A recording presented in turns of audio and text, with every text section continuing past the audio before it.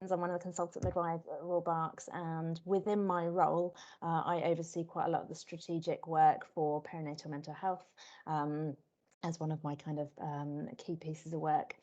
So Bal has asked me to join today and do the session for the first time, actually. So I hope it is what you need it to be, to talk a little bit about just a kind of introduction to perinatal mental health, bit of background, bit of the kind of key diagnoses, and most importantly, I think for you guys, to have a sense of what the local environment is here in Berkshire and what the referral pathways are and how you do all the stuff that you need to do. So to start off, it would really help me if you could just turn your mics on and just shout out a few people. What would be the most helpful things for us to cover within this? Just a couple of things. And also, if there was one thing about perinatal mental health that makes you go, oh gosh, I just really hope I don't come across that, which you inevitably will at some point in your career. But what's the thing that makes you just go, oh, and clench a little bit? That would be great to know if you can shout out for me. There was a recent case that made me think about whether we have a local mother and baby unit and what the process would be to refer someone there. Because I think this lady did need kind of higher level care. Yeah, thanks, Anucha. Anyone else? I think if you see a patient who is in labour ward triage or MAU who you're really worried about their mental health in terms of self-harm or ideas like that, how do we get them to, a safe place, or who is best to contact in that situation? Great. I think I'm probably more interested in the other end of the spectrum, with the sort of the more minor anxiety and depression, because it's very easy to get people involved if someone has a psychotic disorder or really profound depression. But when people are just a bit low, it's quite difficult to find services and help for them because they don't merit the high level input. Really good point, Josh. Thank you. I find it really difficult if it's women who that don't speak English, or English is not their first language, because so much of interaction is subtle, and if I can't communicate properly with them, I find it really difficult. Yeah, absolutely. I haven't got loads on that today, but yeah, it will be well worth kind of having a look at all the interpretation services and things available to you locally. But yeah, no, absolutely, good point. One more, anyone else?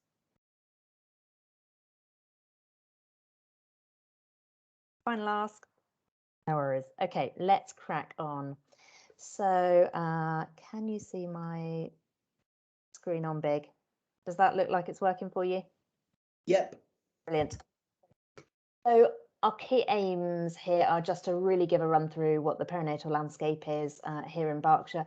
Everywhere is really different. The great thing with our services here in Berkshire is that we have one of the most established perinatal mental health teams throughout the whole country.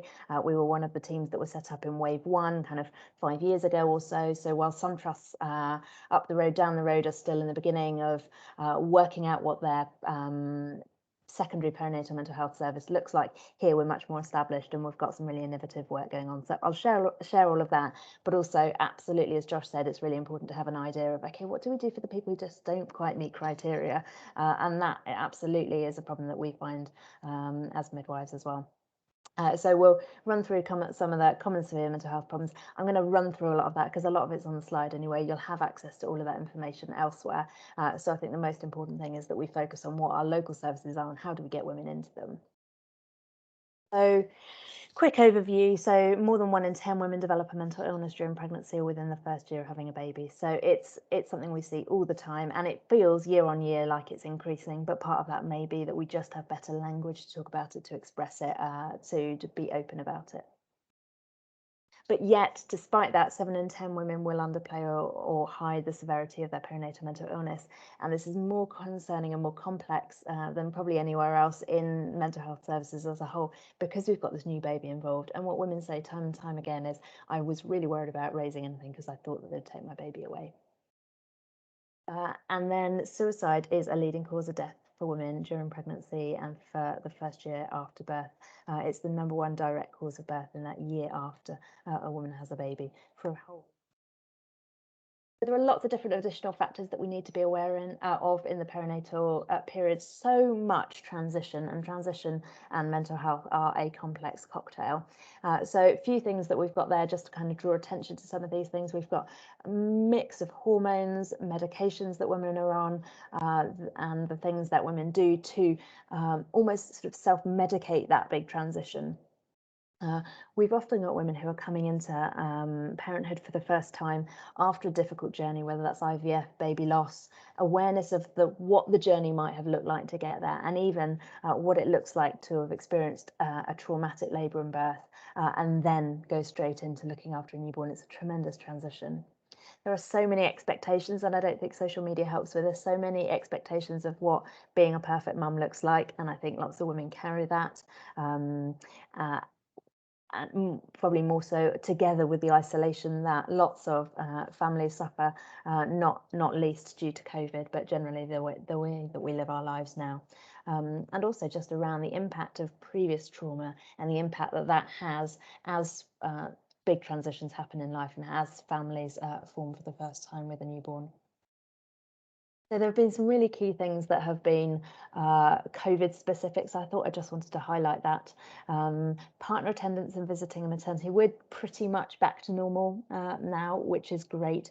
But that has been a huge issue. And we know that rates of postnatal depression are about double in the women who've given birth during the COVID period. So so many reasons for that, which you can see there. So key first thing, depression. So the prevalence of antenatal anxiety and depression is about 1 in 5. Again, the severity of that is really variable, and most women will present with mild to moderate depression. So you can see all of the symptoms and the treatments there, and I'll follow on from that later. But one of the most difficult bits, I think, of what we do is identifying which women are presenting with significant distress versus the women who do have underlying mental health illness, and also holding alongside what one of our local specialist perinatal psychiatrists described quite adequately, I think, as shit life syndrome. And it's a tongue-in-cheek expression, but actually I think it sums up something of what lots of women have lived with as they've been diagnosed by their GP as having depression, anxiety. They've actually just got really complex lives in a way that a lot of the services to manage their mental health just isn't quite appropriate for them. Anxieties are particularly prevalent during antenatal period in particular. So this looks like excessive worries and fears. Lots of women will present with physical symptoms as well, palpitations, chest pains, headaches. So of course, we're trying to rule out preeclampsia and DVT and cardiac abnormalities all at the same time. So it's always just being aware of the psychological presentations of anxiety there as well, ruling out organic causes before thinking about anxiety further.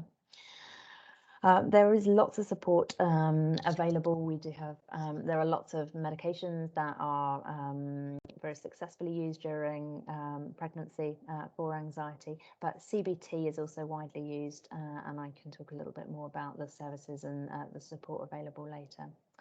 Now, there is that, we do know that when women suffer from anxiety in pregnancy, that raised cortisol levels during pregnancy do have an impact on the developing fetus. And that's one of the reasons why a lot of the cost of mental health disorders in pregnancy and the perinatal period is around the impact on the newborn child, as well as the impact on the mother themselves. Within that, one of the things that we can see is the impact on newborn bonding, OCD within the early postnatal period is increasingly common, things like that. The range of referral options, again, depending on where these women fit in terms of this sort of pyramid. So in terms of prevalence, about 2.7 to 9%, again, higher during COVID from the really early data there. We think that women are more secretive about anxiety disorders versus depressive disorders. So again, within your whole history taking and your sort of sensitive communication there, it's the sensitivity to disclosing those symptoms. Yes, and lots of women pregnancy is a naturally worrying time. There is a natural level of excessive worry to a certain extent, but it's a time of uncertainty, a lack of control, and most of us really like way more control over our lives and our bodies and what's going to happen to us than pregnancy allows. So within anxiety disorders, there are other certain things that we see a lot of. One is fear of childbirth, or tocophobia, as it's sometimes referred to. Again, really difficult to know what is a natural and normal level of anticipatory anxiety, fear of the unknown, etc., and when that tips over into a pathological fear that means that it's having a significant impact on women's ability to function day to day. Now, past trauma is a particularly significant one. We haven't got time to go into detail today, but if I leave one figure in your head around past trauma, it would be that 1 in 3 to 1 in 4 women who come through our service are going to have a history of previous sexual abuse.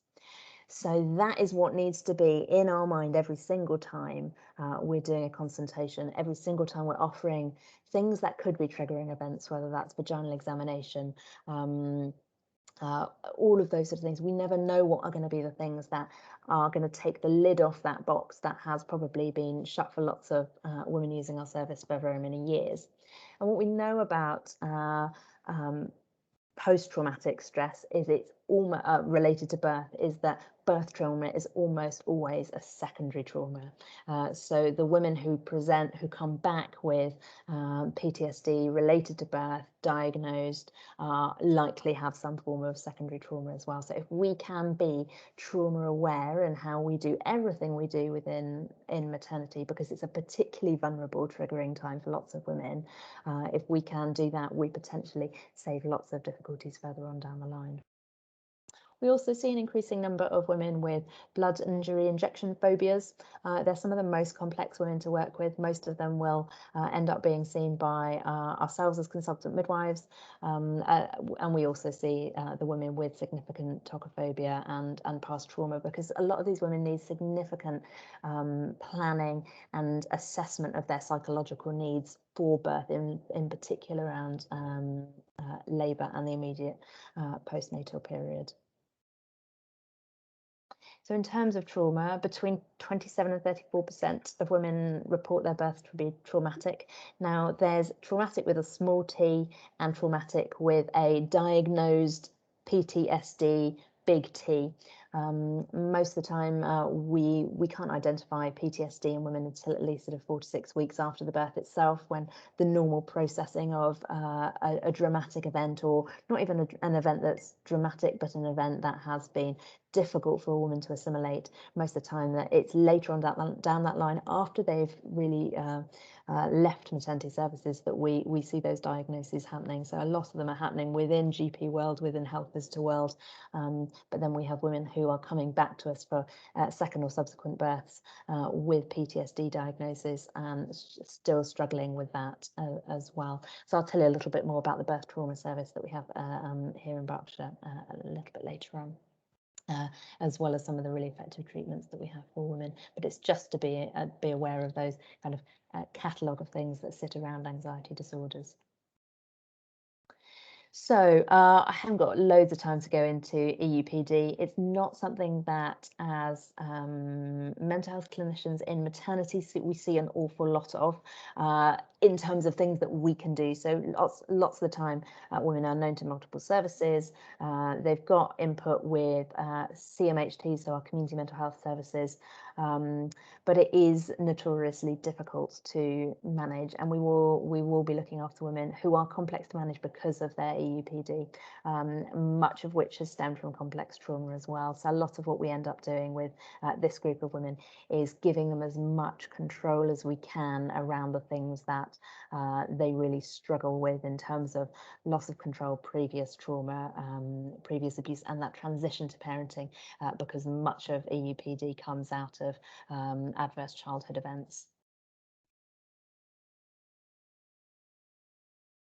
So as I think I've touched upon, pregnancy does bring past issues of abuse and trauma to the fore. And this is sometimes in really unexpected ways. I've had women talk about a variety of things that are triggering for them in ways that, as a healthcare professional, I just wouldn't have necessarily considered. For instance, a woman who found CTG belts incredibly triggering. She had suffered terrible flashbacks of abuse and rape that she'd suffered because of that sensation of being trapped by a ligature because she'd been tied during her abuse history. So the things that seem to us like those common day-to-day things that are just bread and butter on our labour wards or wherever they may be can be incredibly difficult. So just bearing in mind some of those things is really, really important. So I've touched on this briefly, but I think as we sort of scroll out and take a bit of a wider national view, it's really important to think about the costs of our perinatal mental health problems in pregnancy, and why it's so important we get it right, why it's so important we get birth right for women in their first pregnancies in particular. And this is just, yeah, it's an unbelievable cost, which of course is a cost financially borne by society, but what it really means is terrible costs borne by family themselves. So talk a lot about the stepped model of care, and this relates to what you're all talking about, I think, in those questions at the beginning about how do we know which services are for whom. And I think the real challenges are at the bottom and at the top. Yet also there's that challenge of, for those women in the middle who do need access to service, how do we make sure that they're really in the right place? Now, a lot of that sorts itself out, because actually I think what we do have is really collaborative services here in Berkshire. So we're very good at talking to each other. If somebody gets referred to Talking Therapies as a primary care IAPT service, that's improving access to psychological therapies.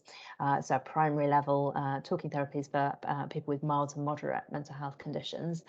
If actually they're stepped into talking therapies and we think, you know what, I think we've underestimated the extent of what's going on here, and we think that they are vulnerable and need stepping up to secondary care, that happens really, really well. And our clinicians, particularly around anxiety, depression in pregnancy, are very quick and have really easy access routes. So I don't want you to worry overly when you're thinking about referrals as to, okay, if I get this wrong, this woman's just going to drop out the service. They will get moved around within those services so long as they're in the system.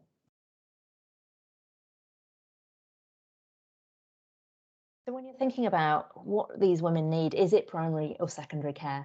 I think it's really helpful to think about the increase in risk in relation to mental health symptoms. So whether that's self-harm, suicide, psychosis, safeguarding, risk to the unborn baby, those are the kind of levels of risk we're talking. And then we're also thinking about what their daily functioning is due to their mental health symptom. And this is one of the really, really tricky things to assess on an ad hoc basis if you're seeing a woman in DAU or in clinic or wherever that might be, because lots of women will present with distress that is terribly overwhelming in the moment, but actually functionally are able to make their day-to-day lives work. And so this comes back to a lot of the complexity that's there in women's lives that impact their resilience, that put them at greater risk of more increasing illness, but it's not necessarily mental health services that they need. And those are some of the most complex women to support, because the level of support that sort of standard services are able to provide just often isn't therapeutic, because there's not quite that diagnostic level illness there. So I'm going to tell you a little bit about the Berkshire Specialist Perinatal Mental Health Community Service and the team there. they are sort of our wingmen in perinatal mental health. So they're our equivalent as a secondary service out there in the community, specialising in perinatal mental health. So they see women pre-pregnancy, they see women who are pregnant and up to 1 year postpartum. Now, you might have seen some things in the news over the last year about how we want to see perinatal mental health community service provision opened up to 2 years, which would certainly capture a lot of the vulnerability and undoubtedly improve outcomes, because that transition out of really supportive services after 1 year, when so much of that family formation and the attachment and bonding, which is so often very complicated for families afflicted by mental illness, is really difficult. But that it's still a sort of work in progress. So at the moment, it's up to 1 year, and it's a watch this space to see whether services will be increasing. So their main role is to offer support for women who are vulnerable to significant relapse or deterioration during the perinatal period. So they are what they call admission vulnerable. So they want to see women who have significant risks for worsening perinatal mental illness, where that may well lead to harm for the woman or for the baby. So a key category of women that they see are any woman with a history of psychotic illness. So whether that's bipolar, schizophrenia, schizoaffective disorder, psychotic depression, or previous puerperal psychosis, those are women who absolutely 110% need referral to the perinatal mental health team. And I think most of those women, our referrals are fairly good at the moment. They feel as a service that they see most of the women in a timely manner, and those women are being identified early. But it is so key that we get them into that right service early on, particularly because we want them wrapped around that service at the point that they have their baby, because of the risk factor of psychotic illness in the postnatal period and the significant risk that brings for mum and baby. So they also see women with previous traumatic birth and who are experiencing high levels of distress and anxiety associated with being pregnant again. So they have a well-established tocophobia pathway and a well-established birth trauma pathway. So within the team, this is just to give you a really quick idea of the variety of professionals they have. So there are CPT therapists, nursery nurses, who are absolutely key for supporting families at home in those early days. So when women need the kind of support that we just are not able to give them as healthcare professionals, they really rely on those kind of daily, bi-daily, long-term relationships with the nursery nurses, the peer supporters, and the mental health nurses who make up the service. We are really lucky, and I really want to draw your attention to this, to have a specialist perinatal pharmacist within the team whose passion is talking to doctors and other prescribers about medication options for women. So she's available, she's part-time, but she's very approachable and accessible. Her name's Becky Inglis, and she has a telephone number and an email address, which I can share with you. I think it's actually later on in the slide as well. And for where there are difficult decisions to be made around prescribing and what is right and how to find the balance of risk and benefit, polypharmacy, all of that, she's a brilliant person to talk to. And she also has long consultations with the women themselves who are making these difficult decisions as well. So if you're ever not sure, she's a really great person to be aware of, so keep her in your back pocket. So alongside that, so they are able to provide care for women who've developed acute onset of psychotic symptoms in the community. That's the important thing to note, it's in the community. Sudden onset or severe depression, and then women who've struggled to come to terms with their birth experience and maybe showing evidence of PTSD. So for that, they have for the women with PTSD secondary to birth, they have a specialist birth trauma service. And it's grown year on year. They've got 3 trauma therapists at the moment. And we are often not necessarily the women who are, well, we're not necessarily the professionals who are referring women in, because at the point where that is potentially being identified, they're often outside of our service, as I said. However, we see women within our birth reflection service. So we have a birth debrief service within maternity at RBH, which offers 45-minute appointments for women who are about a month or so after their birth, who want to understand a little bit more about what happened, why it happened, who are distressed by memories of that. And as part of that, what we do is we assess, okay, what do they need? Do they need to go through their notes and to get more understanding and to ask their questions and to just talk it through? Or are they women who are actually already showing symptoms of flashbacks, nightmares, intrusive thoughts, guilt, anger, all of these things that are things that we screen for with a screening tool for PTSD before they access our birth reflection service. So what I would say is, if you have concerns about a woman who potentially is showing signs and symptoms of PTSD secondary to birth, the birth reflection service may be suitable for her.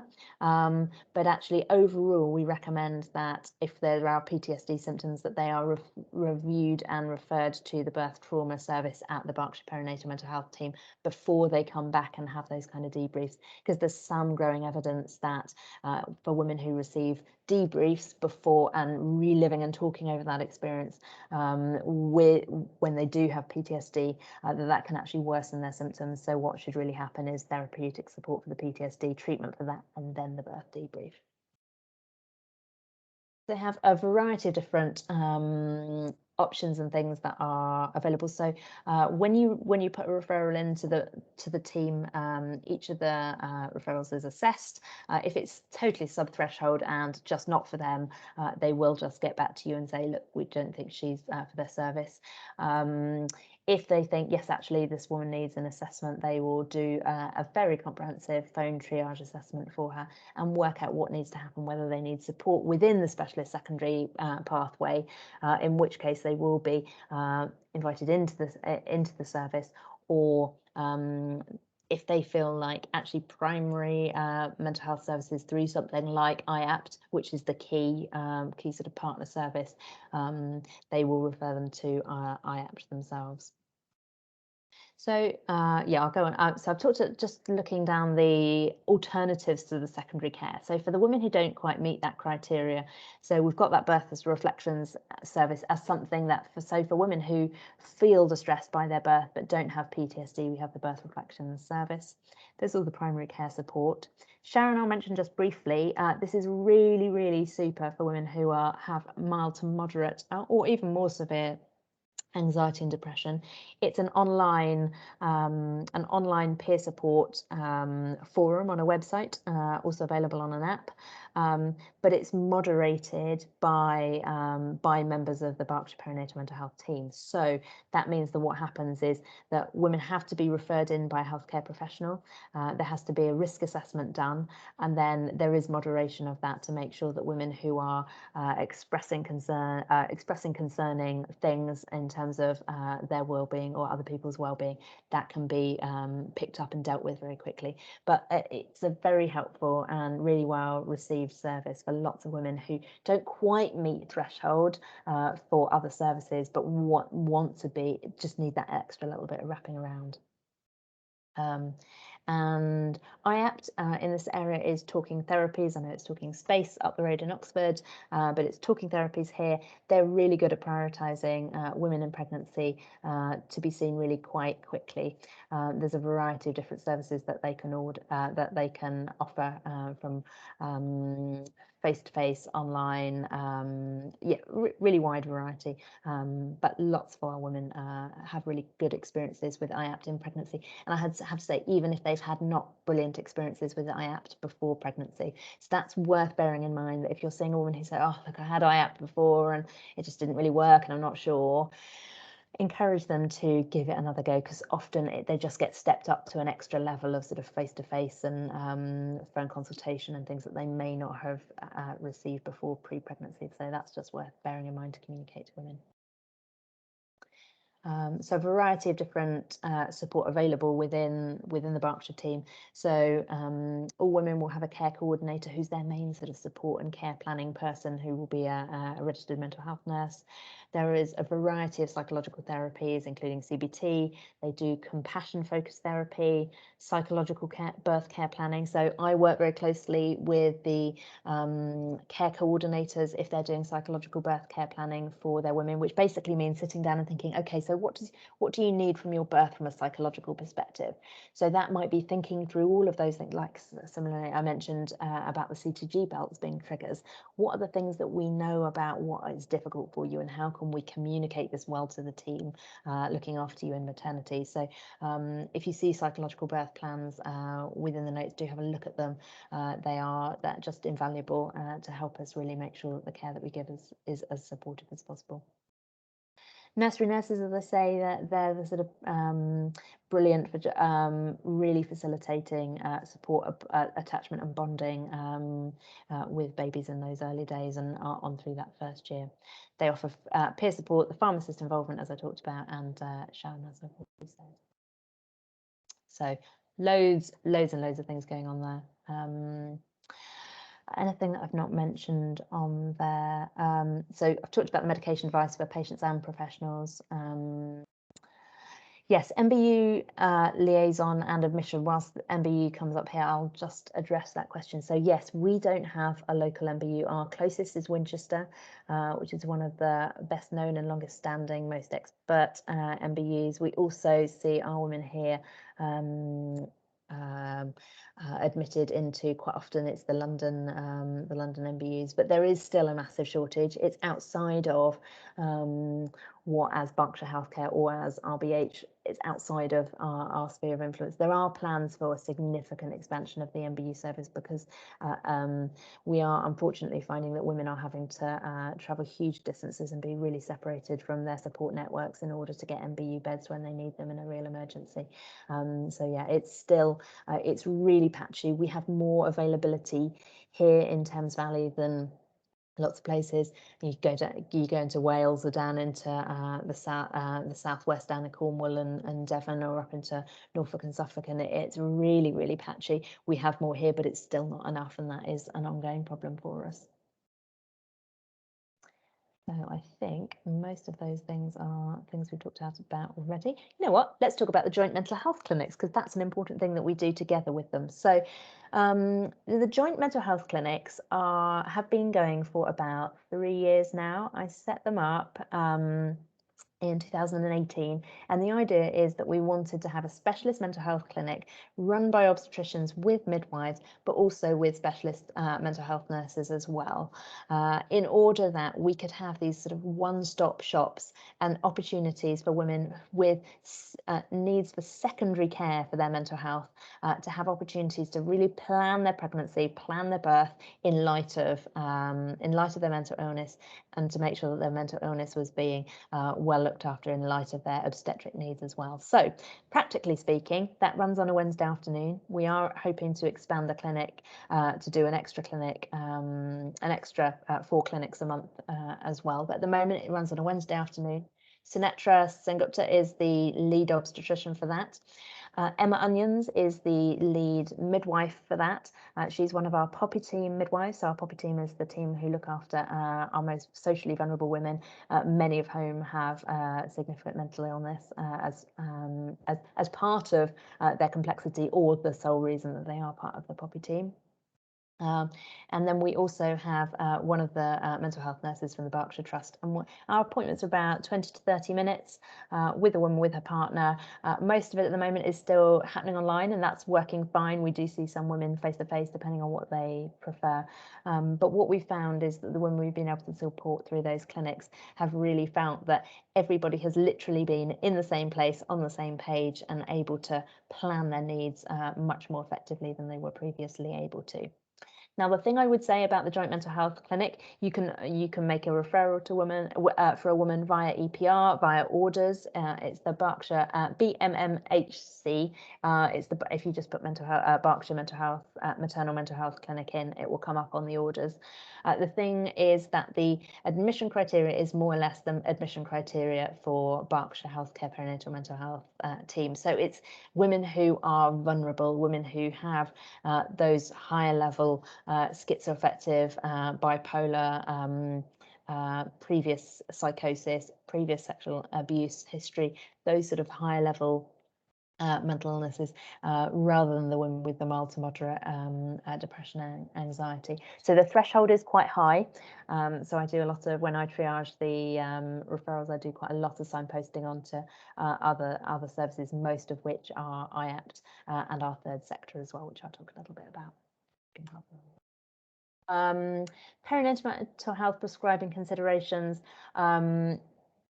You'll know as much about this as I do. These are some of the key principles, but again, use Becky as a resource if you need to. But I think the key thing is, and I think we have moved, I think there has been a culture shift over the last 5+ years, that actually we're not just thinking about the risks of medication, psychotropic medication for the unborn baby. We're also needing to think about the risks also for the unborn baby of an untreated or deteriorating maternal mental illness. So there are very few medications that we recommend are stopped completely, and we always recommend that this is taken as a really sort of holistic view.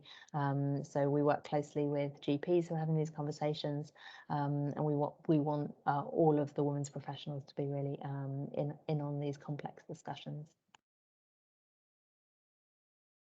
I have already mentioned that. If you're not aware of it, write down the BUMPS website. It's the best use of medications in pregnancy. It's absolutely brilliant for psychotropic medication in particular, but it's also just a really good resource for any form of prescribing in pregnancy if you've not come across it. So let's flick to one end of the spectrum. Gosh, you really had it intense for an afternoon slot. You've gone from fetal medicine to psychosis, and we'll touch on suicide as well. So sorry, this is all a bit intense. So this is an obstetric emergency, and I think it really helps to think about it like that. As something that needs really rapid identification, really rapid treatment, and is an extremely, extremely risky condition for women to develop in pregnancy. So I would encourage that together, as we think about all the sort of rest of the obstetric risk factors that women can, obstetric emergencies that can happen to women, we do need to remember that 1 to 2 women per 1,000 births will develop puerperal psychosis without any mental health history at all. So that means in a trust the size of the Royal Berks, we're seeing at least 8 to 10 women a year who, off the ball with no mental health history at all, will develop puerperal psychosis, and the majority of those women will develop it within the first week. So they may well be with us or only very newly out in the community. So the reason why we want all women with bipolar affective disorder type 1 identified is because the risk of relapse and puerperal psychosis is really significant. So about 66% of women who aren't medicated for their bipolar, aren't appropriately medicated, will end up relapsing into having a psychotic episode or ongoing puerperal psychosis after birth. So the risk profile there is really quite frightening. Particular past history of psychosis is associated with up to a 90%, so past history of puerperal psychosis is associated with up to a 90% risk of relapse, which is why we need to identify these women and get them into these complex kind of webs of services through the Joint Mental Health Clinic, through secondary services as early as possible. And these are the sort of women who we would also liaise very closely with our PMS service, our psychological medicine service, which is our sort of inpatient crisis service, if that makes sense. So they are another arm of the secondary level mental health service, but within the hospital. They are often spending lots of the time in A&E. They are very aware of how quickly things can escalate if a woman develops psychosis or severe mental illness whilst an inpatient with us. And their aim is to have a 3 to 4 hour response time for any suspected psychosis. However, it is also worth bearing in mind that at some other trusts, their PMS services require a 1 hour response time to any suspected psychosis. So that's what ideally, best practice, work acuity allowing, that's really what we should be aiming for where at all possible. So don't hesitate to work with colleagues and to get PMS involved if you're really concerned about how a woman's presenting. So this is just, I think, helpful thinking about what our roles are within maternity services and when we're seeing women, when we have access to them. So you can see the number of admissions with puerperal psychosis, or the rate of puerperal psychosis within that first week is high, and the majority of cases will happen within 4 or 5 weeks. So most of the time, again, within 4 weeks postnatal, although sometimes up to several months. So things that you need to be watching out for: odd, unusual, changeable behaviour. It's when their partners go, is she like really tired? She's just not quite herself, acting odd, those sort of things. It's often our partners who spot changes in behaviour first, or women who are presenting with just quite a lot of highly anxious, highly suspicious behaviour, and where we've had concerns about their well-being for a variety of reasons over a sort of 12, 24-hour period, and it just escalates quite quickly. So this is to be treated as a medical emergency. They need antipsychotic medication. They need sleep. They need support. When we have women who have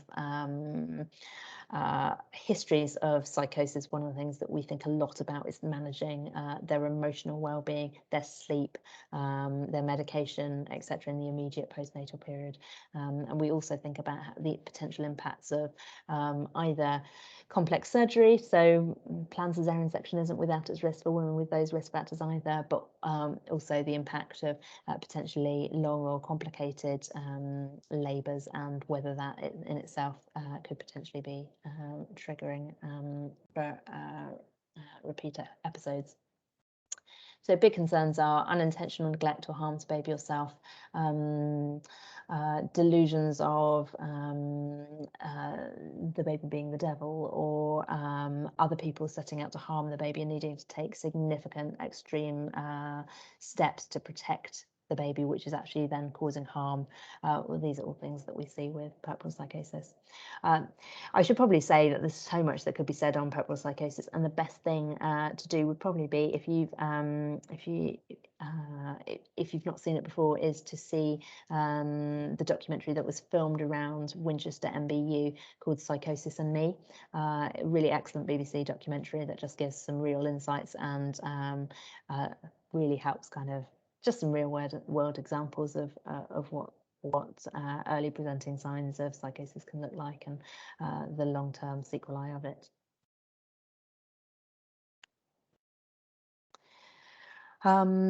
Yes, suicide. So it's the third largest cause of direct death, and within the first year, it's the leading cause of direct maternal death.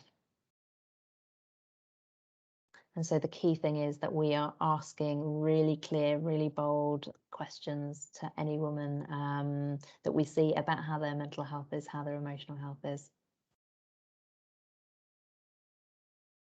So key things that we need to be aware of: previous history of attempts, the seriousness of the attempts, previous attempts within pregnancy, and particularly within this pregnancy, method and accessibility of the means, location, timing, saying goodbyes. This is where sometimes it's our families around who are able to come to us and say, look, something's really not right here. Yeah, I think you can read most of the rest. We know that baby loss is a huge trigger for suicide. So in particular, we watch those women, and our bereavement team are extremely good at providing that support. and child removal or potential removal is also a big trigger. So if you ask a mum whether she has thoughts, intentions, or plans to end her life, and she says, yes, but I'd never leave my children, can anyone give me a suggestion of what the next question would be?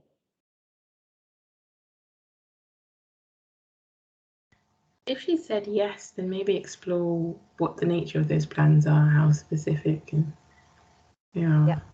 Absolutely. Trying to really fish out from her what she has planned, the intention, the time frame, all of those sort of things. And most of the time, women are just really relieved to have been asked these things. But the other thing that is well worth asking, would you take your children with you? And there's a really tragic example there of a situation in which a woman took her own life and also killed 3 of her existing children at the same time. Believe that.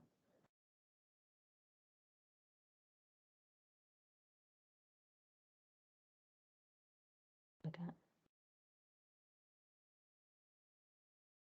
So key things that we've learned from maternal death inquiries and the key red flags, these are things that are really important for us all to be aware of.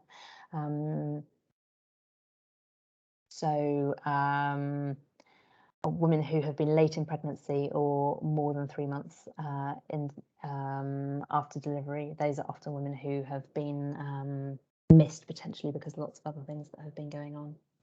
So past or family history, especially with postpartum psychosis or a serious mood disorder. So there are women who are being cared for by the Berkshire perinatal team who don't necessarily have a history of psychosis but have serious mood disorders. And I think it's 78% of severe or psychotic depressions, and half with a prior history. Fleeting thoughts of violent methods, any form of self-harm. There are again, there's complexity within self-harm as as a sort of method of coping for some women, but it's also a red flag in other circumstances. Feelings of guilt, estrangement from baby, separation from baby. Recent changes in medication, which is why balancing our medications is so important. The other thing to bear in mind, and we see this increasingly as a significant risk factor, is older women, educated women in really stable circumstances. The women who don't necessarily hit our radar as the women who you would think of as being at significant risk of severe deterioration in their mental health, but actually for whom that transition to motherhood in later life, where potentially they are used to having all their ducks in a row, they're used to controlling their lives, these sort of things they're used to having a very sort of high set of standards for what their life looks like and for what they're able to achieve. This is a particularly at-risk group in lots of the maternal death inquiries that we see. So quick run through referral options in Berkshire. So talking therapies, I've talked a little bit about already. Mild to moderate mental health conditions. They're for women who are low risk of harm to themselves or to their babies. They can offer CBT and counselling and a variety of different CBT-based interventions depending on what women need. Referral details are on there. And then the perinatal services, I've said, it's the admission vulnerable women, the moderate to mild mental health conditions, complex and high risk. So other services that we have, midwives. Yes, I like that. So we do. It's really important that we're keeping all the professionals involved in women's care in the loop, and particularly thinking about who are the people who are going to have most ongoing contact week by week, and for a lot of the time that's going to be women's community midwives. So trying to link in and provide, and we try and make sure that women with significant diagnosed mental illness are cared for where possible and where appropriate within the POPI team. who are able to offer an enhanced level of care and individualisation and better continuity than sometimes happens in some of our community midwifery teams. So one of the key things to notice about CMHTs is that women who are already under a CMHT have a current, who are currently under those teams cannot be under a CMHT and the perinatal mental health team at the same time. So if a woman's been under CMHT for 10 years, there is no point in taking her out of her existing relationship with her care coordinator and moving her into the perinatal team for the time that she's pregnant and then moving her back for long-term care afterwards. So they really do try and keep women under the CMHTs if they've been open to them already. But what happens is, because of the particularly complex nature of mental health in pregnancy, the CMHTs get a lot of support from the perinatal team around the pregnancy-specific elements. So they work quite closely for women who fall under those two, who fall sort of almost between those services. We do have a Berkshire eating disorder service. We haven't really touched on eating disorders today. There is so much complexity around it. Most of these women will already be under CMHTs anyway, but pregnancy is complex for lots of these women, and they are sometimes some of the most complex women and the most high-risk women we see coming through our services. The crisis team, crisis resolution and home treatment team, so they are our go-to people if an ambulance service isn't required for women who are developing puerperal psychosis or significant risk to themselves at home and out in the community. They're the out-of-hospital arm of our PMS inpatient crisis service.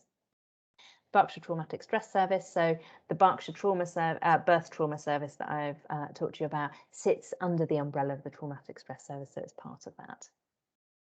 There are some neuropsychology options through the Berkshire Healthcare Mental Health Trust as a whole anyway, and our health visitors are just instrumental, and we try and work as closely as possible with them for women who are at high risk in the post.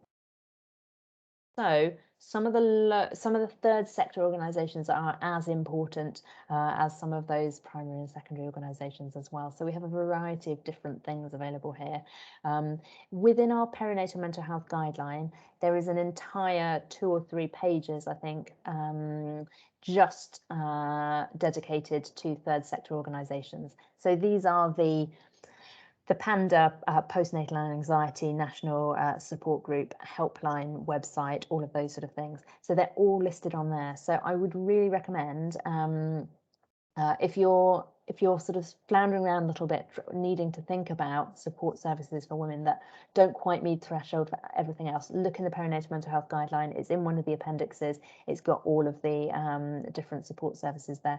From time to time, I update it, so it should be predominantly up to date, but there are lots of local services there, depending on what the additional needs are, because most of the time women with mental illness have also got other things going on, so we need to be able to offer the appropriate support for the other complexities in their lives as well as the mental health as well. So these are just some of the other signposting organisations. Some of, I think most of these are within the perinatal mental health guideline, but it's really great to be able to get a sense of all of the different things that are available within. And you can imagine how when women are presenting with mental illness, there's also lots of these other things going on, whether it's autism, bereavement, insecure housing, all of this sort of stuff. It's all going on for women. So having a sense of the other things that we can wrap around their services when we just don't have the capacity to provide that support in the distress, in that sort of day-to-day distress that families are often living in. These partner organisations are so important. Thanks. Any questions? I'm so sorry. I'm aware that I've just downloaded a whole load of information, and I will send on those slides. And I've actually got a slightly bigger slide pack with even a little bit more for reference later, if that would be helpful. But really happy to take any questions in the last. Oh, I think I've probably got about 30 seconds anyway. So any questions?